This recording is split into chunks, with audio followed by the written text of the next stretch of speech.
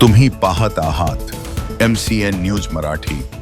जळगाव परिसरात वनविभागाची मोठी कारवाई।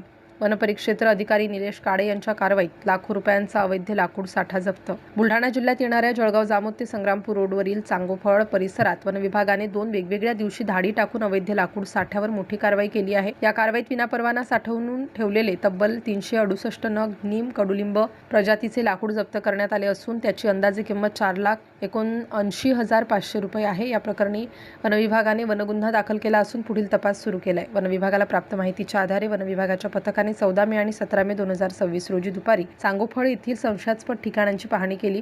या पाहणी दरम्यान विनापरवाना आणि अवैध रीतीने साठवून ठेवलेला कडुलिंबाच्या लाकडांचा साठा आढळून आला। वनविभागाने तातडीने या जागेचा रीतसर मौका पंचनामा करून वन गुन्हा नोंदवला आहे। यासोबतच Khatushyam sawmill, new Satpuda sawmill आणि जामोद परिसर या ठिकाणांचीही कसून तपासणी करण्यात आली। तपासणी दरम्यान खाटूश्याम सॉमिलच्या बाहेरील एका खासगी जागेमध्ये अवैध लाकूड साठा लपवून ठेवल्याचे उघडकीस आले। या कारवाईत अंदाजे 50 घनमीटर 368 नग माल जप्त करण्यात आला।